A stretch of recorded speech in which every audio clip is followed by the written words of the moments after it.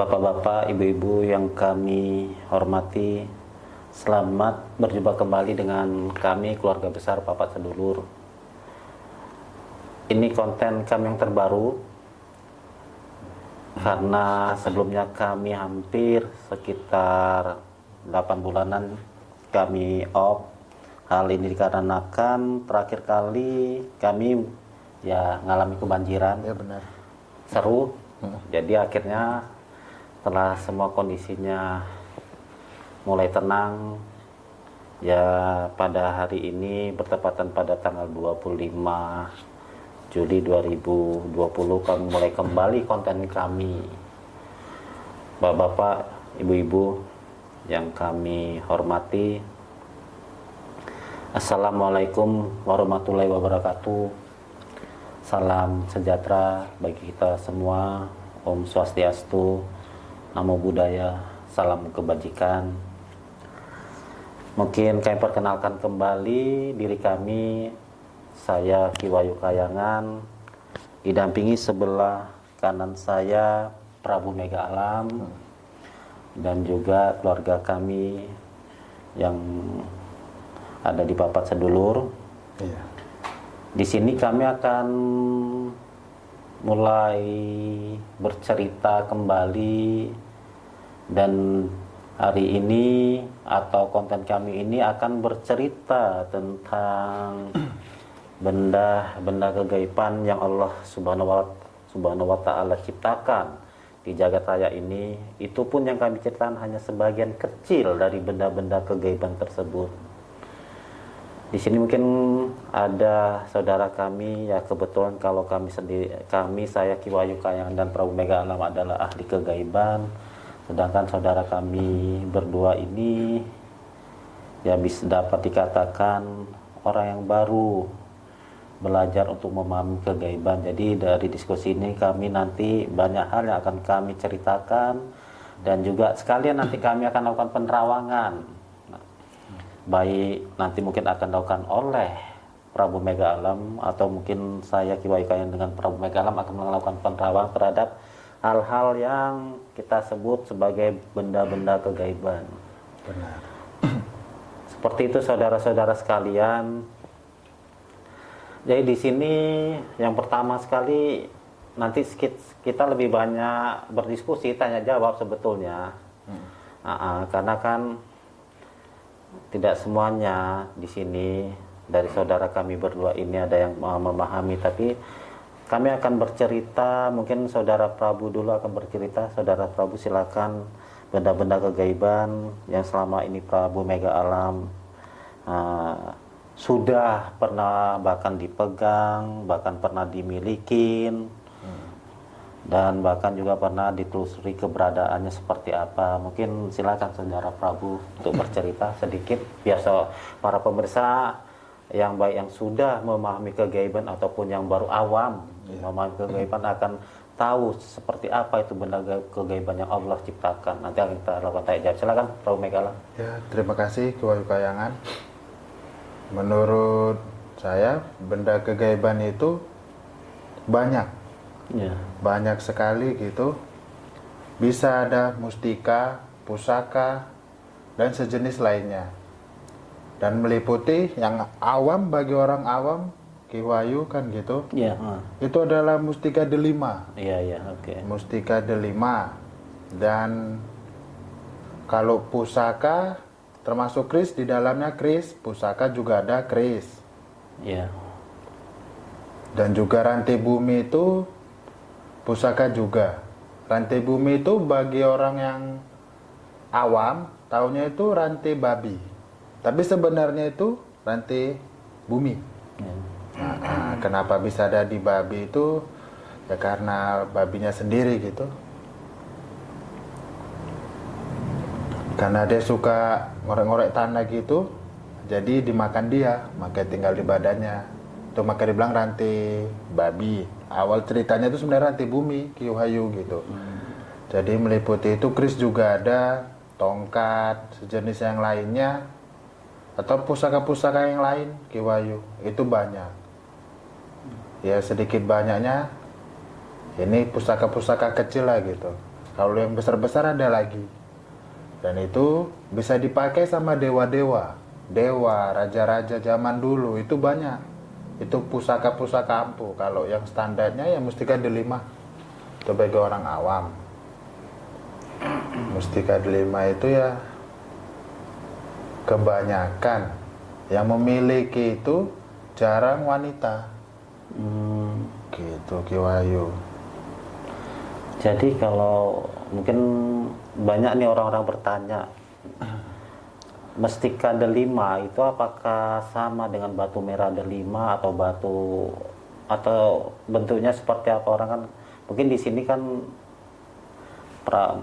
saudara Prabu akan jelaskan sepintas, karena nanti begini saudara-saudara sekalian pemirsa, nanti untuk episode Mustika delima terkait dengan benda-benda kegaiban mustika atau pusaka yang mungkin nanti akan kami sampaikan, ini akan kami jelaskan lebih detail lagi. Cuman di sini hanya sepintas saja saudara Prabu akan menjelaskan terkait dengan mustika delima. Tadi dikatakan mustika delima itu salah satunya pemiliknya pria umumnya. Kenapa pria? Itu kan pasti akan ditanyakan sama orang.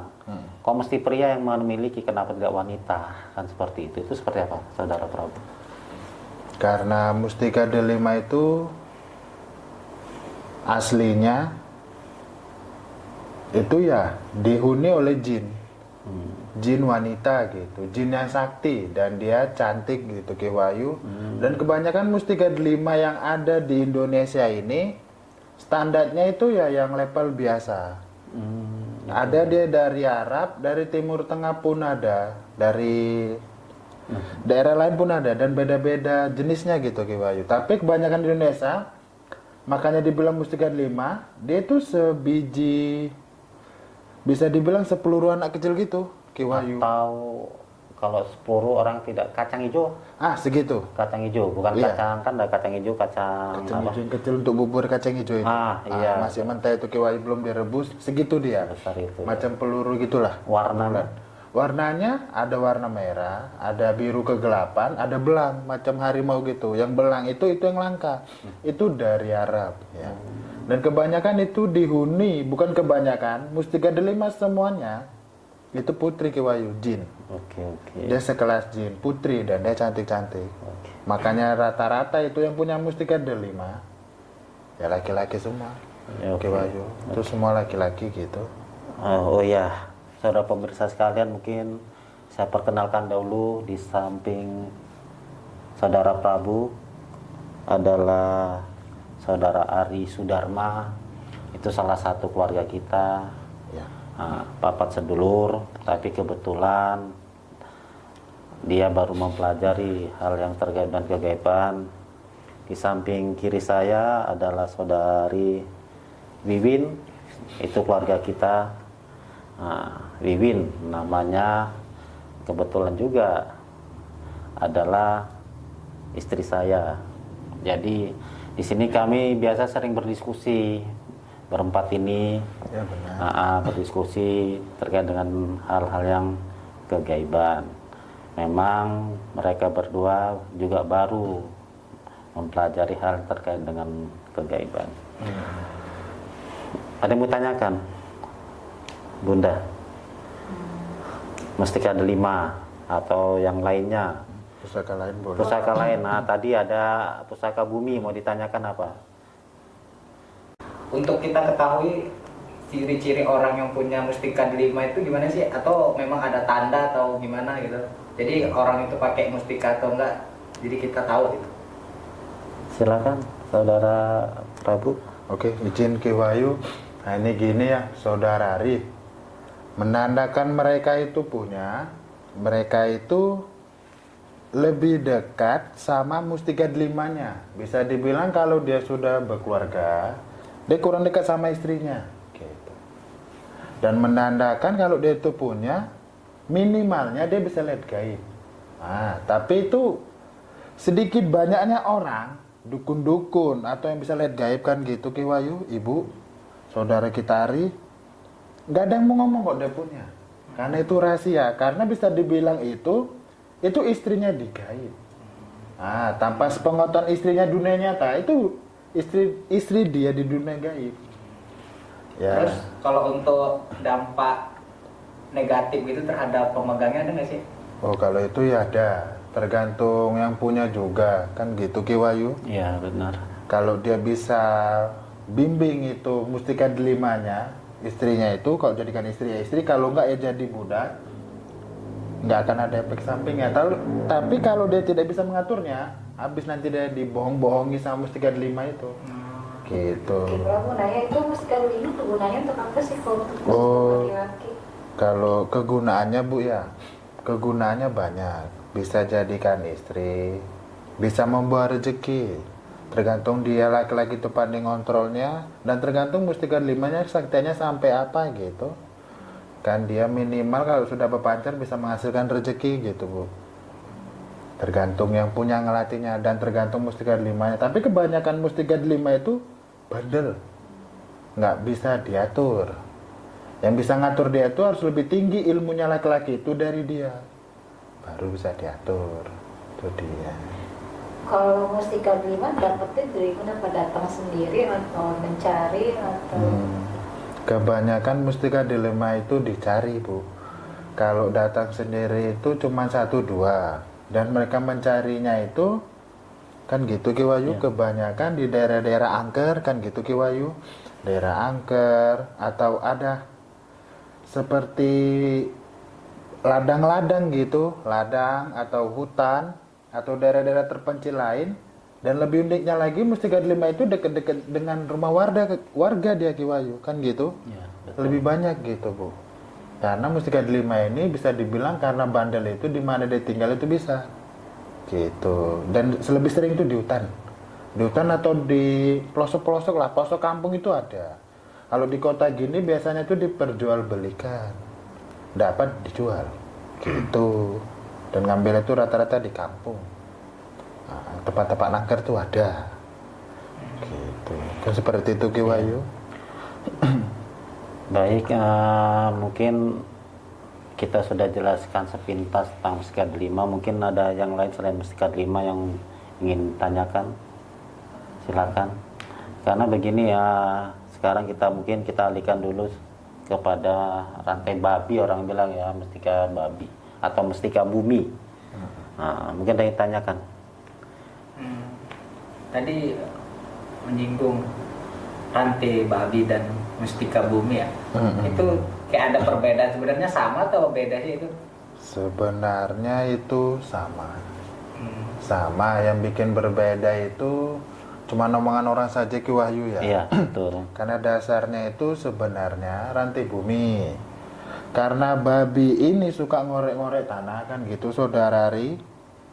Ngorek-ngorek tanah, korek-korek kemakan dia itu bentuknya tasbih gitu kan Ki Wahyu, Iya, bulat-bulat. Ada bulu. Gitu. Makin dimakan dia, makin banyak bulunya. Jadi dia melingkar gini. Makanya dibilang rantai babi karena di badan babi. Tapi itu biar mereka nggak pada salah gitu. Rantai babi itu tinggalnya di mana sih kan gitu Ki Iya, Wahyu? betul. Banyak pertanyaan gitu. Itu di keningnya gini. Bagi yang bisa lihat gaib kan gitu Ki Wahyu, nampak itu. Dan babinya itu gandeng gemuk-gemuk. Itu kurus, ditembak gitu. Dia cuma jatuh berdiri lagi, nggak jebol badannya. Nah, itu dia punya mustika rantai bumi. Tidak tembus. Tidak tembus. Nah, gitu. Itu kayak babi-babi hutan gitu kali ya? Nah, babi hutan. Ada itu. Karena banyak rantai bumi itu di hutan, di gunung. Oke, Prabu mau nanya, kalau ukuran rantai babi itu ada nggak? Misalnya ada yang kecil, gede, atau sedang ukuran dari? Oh, kalau ukuran Bu ya, ukuran ada kan gitu Ki Wahyu, ada. Dan itu tergantung matanya Bu. Dia itu semuanya ganjil. Paling kecil tuh mata 9. Nah, itu warnanya warna kuning, warna pirang gitu Ki Wahyu ya. Gimana Iya. ngomong pirang ya? Kuning kemerah-merahan kan gitu Bu, kan gitu saudara-saudari. Kalau di atas 9 mencapai 11, 13, 23, 27, 17 dan seterusnya. Dan paling besar itu 69 dan 73. Nah, itu besar. Itu tergantung itunya Bu, butiran-butiran dia. Kalau dia cuman 9, Tapi makin dia besar beda-beda tuh Bu lingkarannya. Nggak lingkar sini semua. Ada yang bentuk lupe, ada yang bentuk melingkar habis itu balik lagi. Itu beda-beda. Seperti sarang obat nyamuk. Ah iya benar. Obat nyamuk dulu yang bakar. Iya benar. Obat nyamuk, anti nyamuk ya benar. Oke. Tapi dia berbulu. Rantai babi itu fungsinya untuk apa sih? Kalau Rantai babi itu fungsinya Bu ya. Itu kebanyakan dibuat orang untuk kebal. Nah, anti peluru, tahan tembakan, tahan bacok. Ya, kebanyakan orang pakai itu ya untuk nyalahgunakan. Pesugihan pun ada juga kan gitu Ki Wayu. Iya benar. Nah, dipakai untuk pesugihan. Babi ngepet itu dari RB itulah adanya. Ah gitulah. Itu ceritanya itu dukun yang ngambil. RB itu dipelihara dukun, dijinakkan. Ada orang nyari pesugihan dikasih. Dan nanti dia di rumah bisa jadi babi ngepet, tergantung diskusi mereka sama dukunnya. Itu dukun sesat ya Ki Wayu. Iya. Begitu.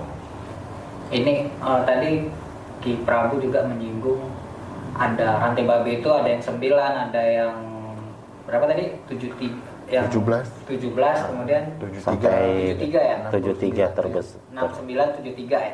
Nah, itu kan jumlahnya itu berbeda-beda. Itu ada perbedaan nggak sih kayak kekuatan kayak kan tahu kita masyarakat umum itu rantai babi itu kalau dipakai penggunanya bisa kebal apakah semakin banyak jumlah apanya tuh rantainya itu ya apakah semakin sakti atau gimana sih Jumlah butiran ya, tasbih. jumlah butiran tasbihnya gitu. Ya itu benar. Makin sakti dia. Benar. Tapi itu serasi-serasiannya kalau ikut sama orang, orangnya mau megang kan gitu Ki Wayu. Kalau badan dia gak ada anti racunnya dari gaib, dia bisa megang gini aja di kantonginya. Itu dia bisa kena racun. Racun dari gaibnya RB itu kan gitu Ki Wayu. Dia bisa kurian badannya. Racun gaib, jadi bukan racun nyata. Racun gaib. rantai babi itu ada kelemahannya nggak? Kekurangan atau? Kalau kelemahan kekurangan Bu ya, kebetulan dia itu gaibnya bisa dibilang jin yang nggak punya agama ya. Nah, jadi kalau kelemahan cuma satu, yang ada lebih tinggi level dari dia, bisa sekelas iblis dia kalah. Cuman itu kalahannya dia. Kalau untuk perang wajawara, kita kalau punya itu pegang aja parang, RB-nya itu udah jinak, dekatkan kita aja. Ini pasti ngelingkar di sini dah. Nggak pun ngelingkar di sini, nempel tuh di sini. Itu cocok atau serasi gitu ya? Ya, serasi. Itu udah jinak, udah serasi. Ya artinya yang megang itu harus umumnya harus lebih sakti atau dia punya anti. Benar. Kalau dia nggak punya anti, ya dia yang keracunan tadi disebutkan oleh saudara Prabu. Kalau orang pemegang umpama pemegang tingkatnya adalah sampai 73 titik tadi 73 tasbih berarti orang yang kita lihat tadi isinya apa makhluk gaibnya. Kalau mau makhluk gaibnya umpama setingkat kedudukannya nanti kami saudara sekalian kami akan membuat konten terkait dengan kedudukan makhluk-makhluk Allah. Nah, nanti akan bisa ketika paham terkait kedudukan makhluk Allah akan gampang memahami yang tadi tingkatan. Kalau seandainya rantai pusat mestika bumi atau pusaka bumi atau katakan tadi rantai babi itu 73 dan dihuni gaibnya adalah iblis, maka orang harus mempunyai ilmu yang lebih tinggi. Benar. Untuk menetralisir, untuk bisa katakan menggunakan rantai babi ini. Jadi seperti itu. Kalau seandainya dia tidak mempunyai kekuatan kesaktian, bisa katakan pasti dia akan keracunan dan bahkan akan makan dirinya sendiri. Begitu Benar. saudara Prabu ya. Benar. Jadi seperti kayak dia orang itu tersebut tuh bisa kontrol gitu ya, dia punya. Iya. Oke, memang bisa kontrol. Kalau nggak bisa ya keracunan. Tadi saudara jelaskan. Ya, benar. Ini saudara sekalian mungkin memang banyak ya orang bertanya seperti apa bentuknya, nanti akan kita lihat lah, kita akan berikan bentuk daripada yang tadi katakan rantai babi. Orang lebih banyak mengatakan bahwa rantai babi itu pada umumnya mengatakan bahwa rantai babi itu babi yang buat itu, yang selama ini banyak orang mengetahui apa sih rantai babi itu. Ternyata rantai babi itu yang memang Allah ciptakan bentuknya bulan, nanti saudara-saudara sekalian bisa melihat bahwa itu bukan dibuat oleh babi yang bertapa, bukan, karena memang babi memperoleh itu.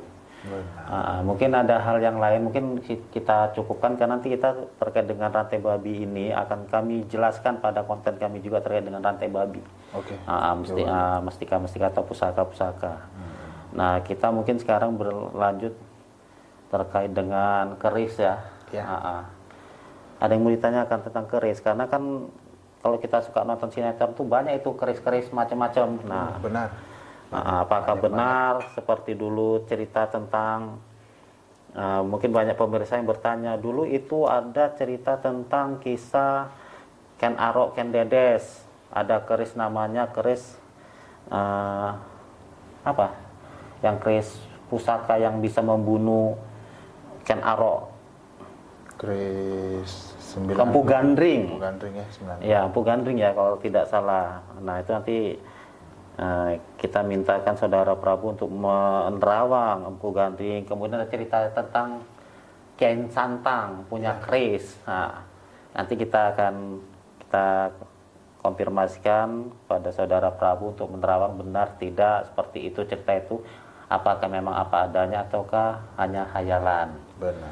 Oke, silakan Saudara Prabu. Nanti kita diskusi kembali.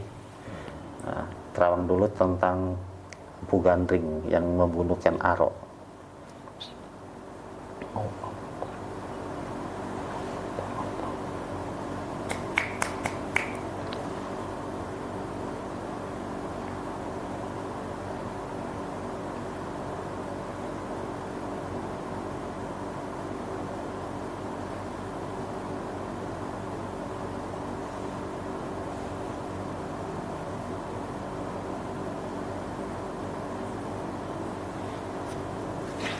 Ini cerita singkatnya saja. Iya, silakan Saudara Prabu.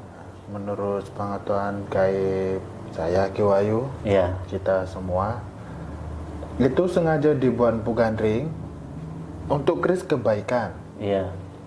Karena Ken Arok itu menyalahi aturan dari Gusti Allah, makanya keris itu jebol ke badannya. Aturannya itu di tempat khusus untuk dia sendiri, dan akhirnya dia lepas kontrol akan keris itu, bisa membunuh orang. Dan sampai sekarang kerisnya pun masih ada. Sama Empu Gandring itu kerisnya langsung disepuh sama dia sendiri. Maka jadi pada doa khusus gitu. Jadi Ken Arok membunuh Tunggul Ametung itu ya. Ya benar. Ya seperti itu. Dalam sejarah kan kita tahu itu ceritanya bahwa akhirnya menikahi Ken Dedes. Betul itu, seperti itu. Ya benar. Benar kan? Benar Ki Wayu. Karena berdasarkan penglihatan gaib saya seperti itu, sehingga biasanya penerawang itu terjadi penyimpangan, itu yang kita hindarkan. Sehingga kami selalu melakukan penerawangan berdua untuk mengetahui kondisi yang sebenarnya, seperti itu. Benar. Ada yang mau tanyakan, Saudara Ari atau Bunda? Kan pernah dengar cerita tuh legenda Tunggul Ametung, aku Tunggul Ametung, kemudian Ken Arok, Empu Gandring. Sebetulnya banyak lagi keris-keris ya. Nanti kita akan ceritakan dalam konten kami itu banyak sekali. Keris-keris purba pun ada. Ini Ki Prabu sama Ki Wahyu ya, kan kita tahu tuh ya, kayak toko di Penogoro itu kan terkenal koleksi kerisnya tuh banyak banget tuh kan. Nah itu kalau kita lihat itu sebenarnya keris-keris itu ada nggak sih, nyata nggak sih ada isinya atau ilmu kegaibannya gitu? Oke, izin Ki Wayu. Silakan. Biar saya periksa dulu. Cek keris Panegoro itu.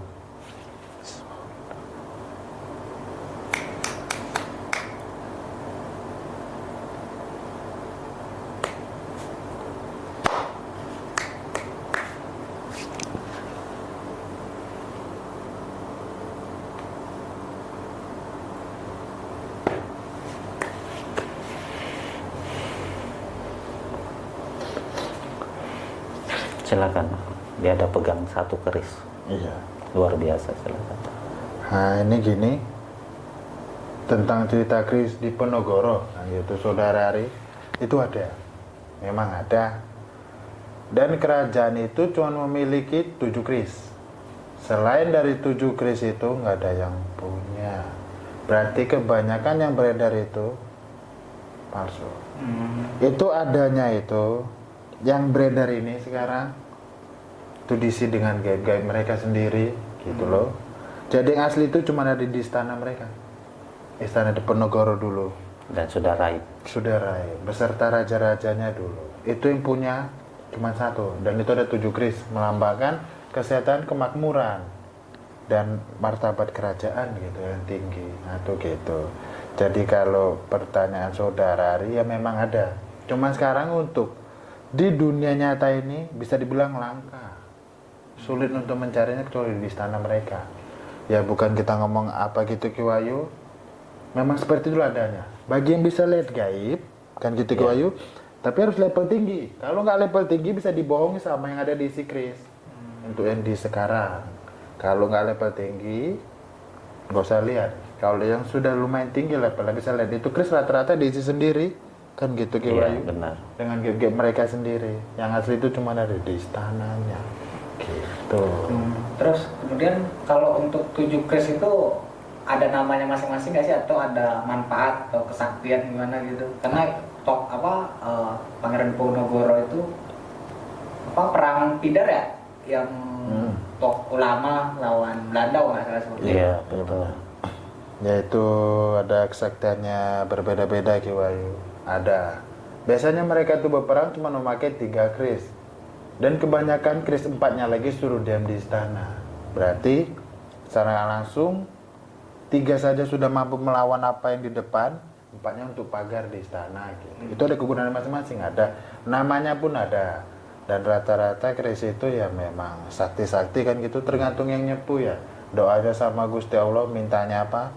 Dan menurut ajaran mereka masing-masing. Karena rata-rata kris itu bukan orang kita Islam aja dudukan Ki Wahyu kan gitu yang nyepu. Benar. Dan Muslim pun ada. Terutama umat Hindu. Gitu.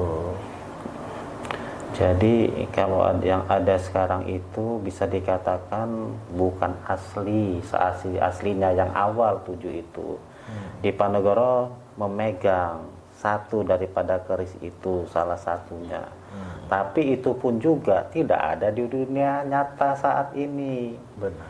Nah, pertanyaannya, kalau orang ingin memiliki keris yang seperti itu, ya carilah orang yang memiliki kesaktian yang melebihi mereka, baru bisa diambil. Iya, bisa didudukan, diwujudkan. Tetapi siapa? Kan pertanyaan seperti itu.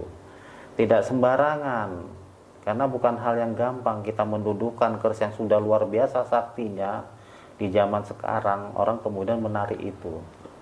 Karena pada zaman dulu kenapa keris begitu sakti? Karena orang yang memintanya itu adalah orang yang luhur. Ya. Oh, bukan orang sembarangan, orang yang sudah tidak berpikiran lagi terhadap keduniawian. Benar. Nah, kalau sekarang orang banyak berbicara, walaupun katakan bicara tentang akhirat, tetapi keduniawian masih dikejar. Kalau orang dulu kan betul-betul yang tadi Saudara Prabu katakan adalah orang Hindu yang mendudukan itu bukan orang biasa, tetapi para pendeta, bisa katakan pendeta-pendeta yang sudah totalitas kepada Sang Hyang Widi, mereka katakan kepada Gusti Allah. Udah hubungannya sudah langsung. Jadi sudah kita katakan orang yang sudah pasrah total. Kalau sekarang kan bisa katakan langka mencari orang pasrah total. Benar. Jadi, saya ingin memiliki keris itu. Boleh orang memiliki, tapi sanggup tidak memegangnya. Itu kan bahasa lain lagi. Iya. Ketika dia miliki, dia mau megang, sanggup tidak. Karena itu kan keris-keris yang luhur, diciptakan, dimintakan dari Yang Maha Kuasa Gusti Allah itu untuk keluhuran. Jadi sulit kalau orang zaman sekarang memegang keris itu, ya bisa kacau, bahasanya seperti itu. Benar. Jadi seperti tadi yang Saudara Prabu sampaikan, ini Saudara Ari. Jadi nggak bisa sembarangan di zaman sekarang ini orang keyakinan terhadap Yang Maha Kuasa saja kadang-kala tidak seperti zaman dahulu. Ya memang ya kita tidak bisa mengatakan apakah itu salah atau benar, itu tergantung dari diri orang masing-masing saja memandangnya, sudut pandang silakan gitu. Nah itu ya keris ya, salah satu keris Mungkin ini Saudara Prabu, mungkin banyak orang kadang-kadang bertanya kalau di film-film itu selain keris. Nah, tadi ada Kian Santang itu gimana Saudara Prabu? Apakah betul? Kan ada di film dia apa ya? Kayak film Kolosal itu kan di TV-TV kan ada benar, tuh. ada. Ah. Ini mau diceritakan juga Cerita Kiwayu ya. sepintas saja. Ya, ini seasli-aslinya gitu Iya. Kiwayu ya. Coba Saudara Ari dan Ibu. Iya, dilakukan terawang dulu Saudara Prabu. Baik.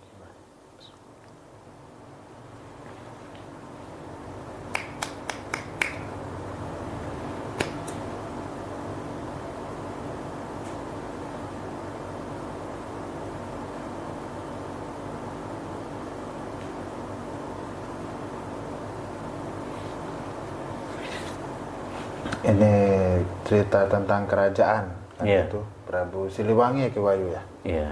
Papanya itu ya. Coba dicek dulu lagi. Ya itu papanya. Ya. Yang sebenarnya kan nanti ya sebentar.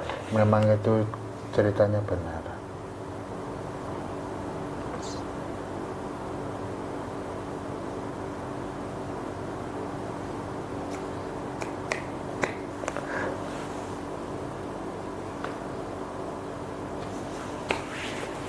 Ya, silakan.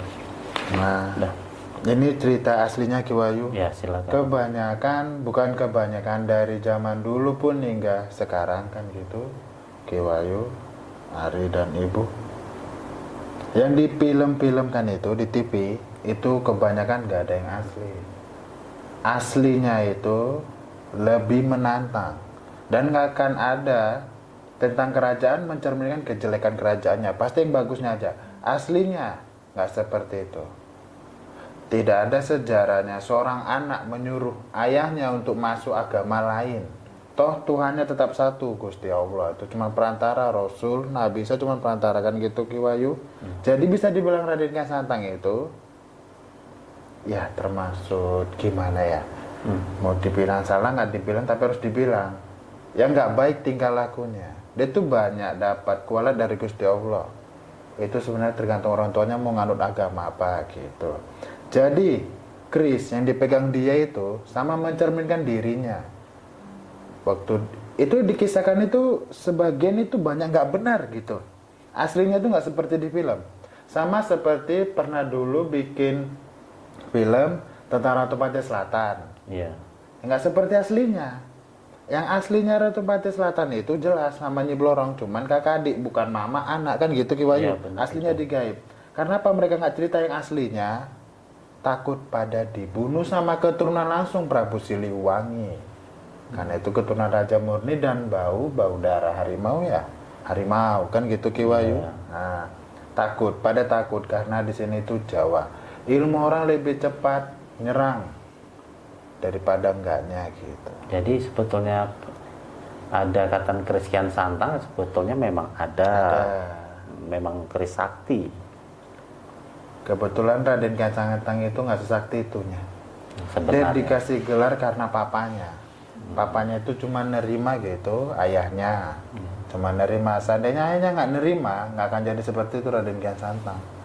Dia cuma punya keras kepala mau nundukkan ayahnya. Gitu. Itu cerita aslinya. Di kerajaan mereka seperti itu. Kalau papanya aja punya sifat egois, dia nggak akan mau disuruh anaknya. Kebetulan itu anak kesayangan dia. Gitu. Itu cerita aslinya. Di TV itu kebanyakan bohong. Yang pada tahu pasti cuma dia, karena takut. Takut ceritakan ini aslinya, takut banget tuh sama istri keturunan langsung Prabu Siliwangi. Gitu. Karena hingga saat ini juga Prabu Siliwangi masih ada hanya rahib. Jadi kalau sebagian orang katakan ya memang Prabu Siliwangi memang sangat-sangat sakti. Ya, lumayan cantik. Ya. Kalau bahasa di kita bahasanya lumayan sakti. Karena ada yang lebih sakti, artinya begitu. Benar. Di atas langit ada langit. Ada langit, iya. Masalah kesaktian itu relatif. Yang sangat sakti ya Allah yang Maha di Maha. Nah, jadi tidak adalah hak manusia untuk katakan saya yang paling sakti. Tidak ada. Benar. Termasuk kami juga tidak ada katakan kami sangat sakti, tidak. Nah, yang sakti adalah Allah yang Maha di Maha. karena dia pemiliknya. Itu keris. Itu tadi ada bahasa Trisula, mungkin bisa dijelaskan. Tongkat Trisula Ki Wahyu ya. Mungkin Itu pemirsa ingin tahu sedikit banyaknya.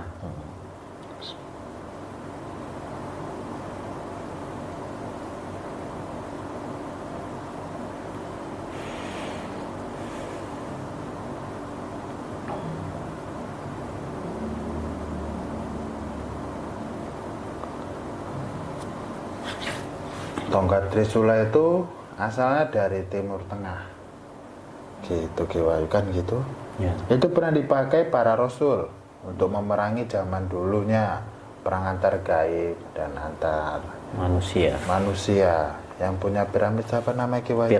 Firaun. Itu banyak dipakai dan sekarang tongkatnya itu aslinya bukan di Arab, tapi di dunia gaib. Di Arab itu cuman ya Simbol. Menghargai, pernah ada, memang ada. Gitu. Jadi kebanyakan tongkat Trisula itu bisa besar. Itu banyakkan orang bilang kalau saya lihat itu kenapa tongkat, beda macam tongkat. Orang banyak bilang tombak Trisula gitu. Karena dia bisa runcing depannya gini. Ini ada mustika, mustika batu laut atau ada berlian. Ini bisa besar, bisa kecil. Tongkat inilah yang pernah belah sungai Nil. Ini dia. Makanya itu macam tongkat yang pernah dipakai Nabi apa Ki Wahyu ya? Nabi Musa. Itu dipakai sama dia. Nabi Sulaiman pun pernah pakai ini untuk perang. Gunanya banyak gitu Ki Wahyu ya. Itu banyak banget. Asli dari Timur Tengah. Diturunkan langsung sama Gusti Allah melalui perantai rasul-rasulnya dan dipakai semua rasul berhak karena memang senjatanya untuk perang khusus, memerangi, memagari dan pasti kebanyakan menang maka ini. Tapi zaman sekarang sudah ditarik balik sama Gusti Allah dan megang ya Rasul, cuman kita nggak bisa sebut namanya karena itu rahasia. Gitu, nanti bisa salah paham. Karena kita juga sendiri membuktikan secara nyata itu akan sangat sulit karena sudah digaib. Digaib kemudian itu langsung dibawa perlindungan Allah. Wah, sudahlah rahasia. Itu rahasianya Allah yang kita sendiri tidak perlu untuk bercerita panjang lebar. Benar. Persepsi orang nanti akan berbeda, menimbulkan salah sangka, kan seperti itu. Benar. Karena memang itu sesuatu yang gaib, tidak semuanya bisa diceritakan secara akal. Ya, Sulit. Bagi yang kurang memahaminya akan terjadi salah sangka. Oke. Prabu Malaya, tongkat Trisula itu bentuknya bener nggak sih yang dibilang film Nabi itu Musa, bentuknya kayak ular gitu atau kayak gini, macam tongkat kakek tua gini, lurus gini Bu ya, pegangan gini. Itu kalau dia mau berubah ini pegangannya nggak ada, bisa panjang, bisa jadi tombak. Dan itu hasilnya warnanya emas, tongkatnya tuh emas dan beratnya itu berat banget. Kalau bukan orang pilihan nggak bisa megang, nggak sembarangan orang. Itu senjata cuman dipakai Rasul, kecuali Rasul tak bisa kecuali ada titisan darahnya ya. Kalaupun ada itu masih sekarang sulit itu dicari ya, kan gitu Ki Wahyu. Sudah masuk ke gaib, maka kita sendiri tidak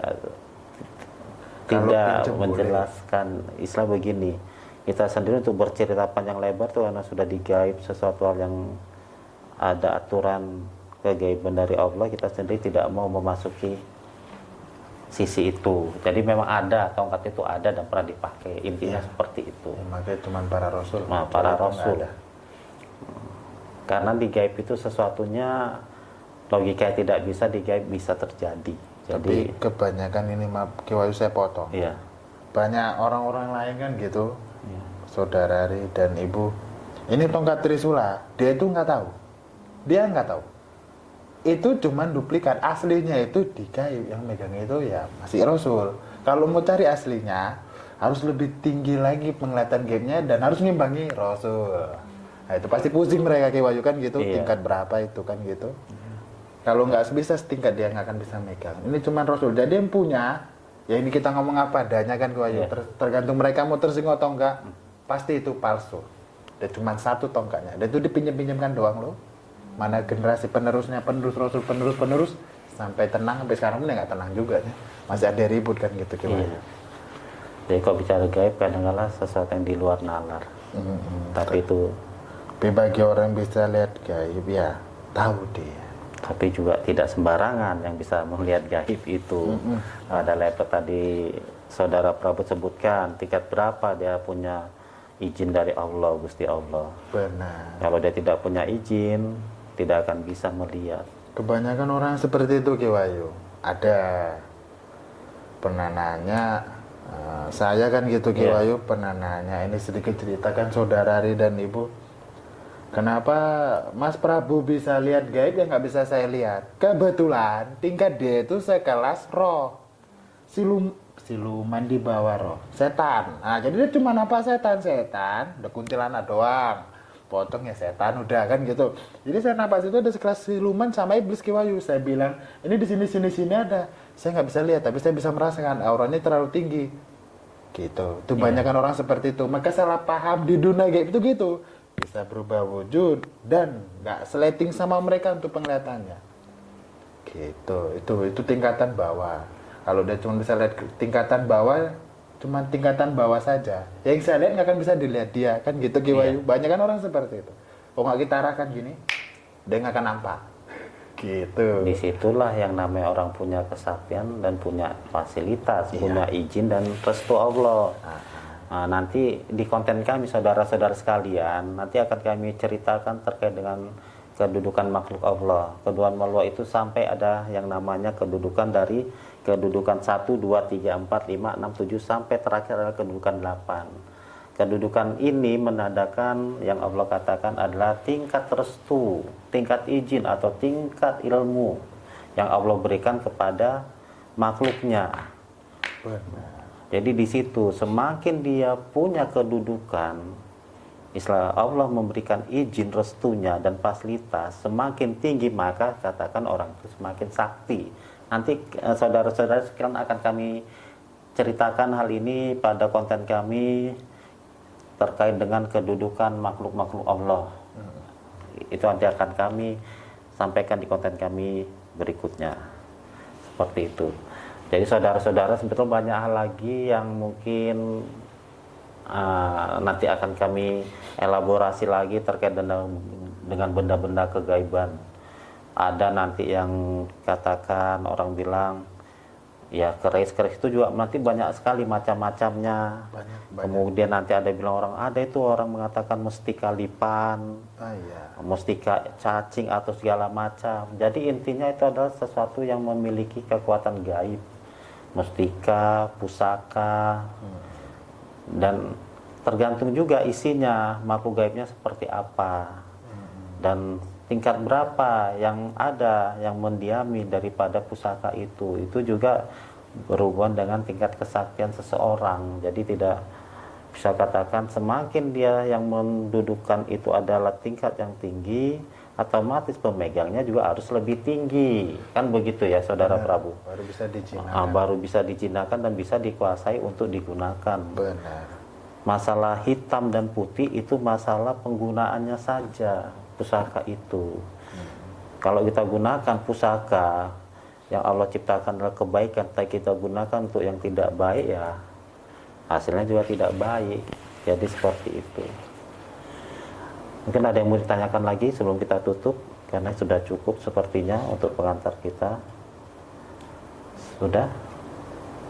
Ada lagi? Cukup. Nah, saudara Prabu silakan kalau ingin. Atau ada sesuatu? Coba dicek dulu, mana ada yang akan diceritakan dulu, diterawang dulu.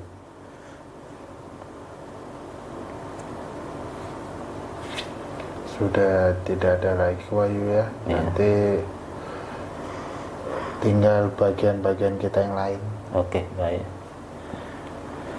Saudara-saudara sekalian, mungkin inilah awal kami memulai kembali konten kami di YouTube, konten dari Papat Sedulur. Nanti akan kami ceritakan lagi terkait dengan hal kegaiban yang mungkin selama ini banyak masyarakat yang belum memahami. Konten-konten kegaiban ini sebenarnya tujuan kami adalah agar para masyarakat, ya baik orang awam ataupun orang yang sudah berilmu, memahami terkait dengan hal-hal yang sifatnya kegaiban yang merupakan pemiliknya adalah Allah semata. Mungkin saja banyak orang yang tidak setuju dengan pandangan-pandangan kami atau bahasa-bahasa yang kami sampaikan. Itu tidak masalah, hal yang lumrah terjadi perbedaan pendapat. Itu bagi kami tidak ada masalah, karena kami di sini menjelaskan sesuatu yang kami ketahui dan kami yakini.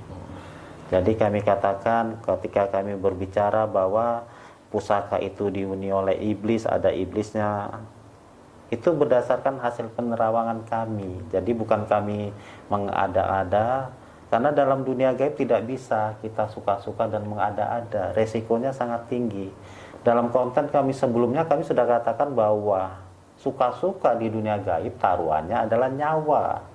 Sehingga kami membuat hal seperti ini juga.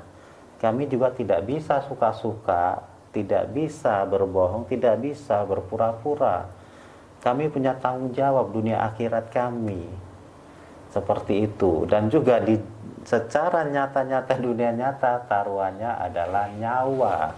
Jadi tidak gampang untuk bercerita seperti ini dengan kita membuat cerita-cerita asal-asalan, ternyata itu tidak benar. Kami punya tanggung jawab moral di dunia dan di akhirat kami. Karena yang kami ceritakan adalah miliknya Allah. Dan sebelumnya kami juga berdoa agar apa yang kami ceritakan itu memperoleh restu di izin Allah. Artinya bahwa ini pengetahuan, artinya bahwa kami memiliki pengetahuan kami seperti ini yang ingin kami bahasakan kepada para pemirsa sekalian. Mungkin seperti itu saja, Saudara Prabu, Saudara Ari dan Bunda. Kita cukupkan, nanti kita lanjutkan pada konten kita yang akan datang.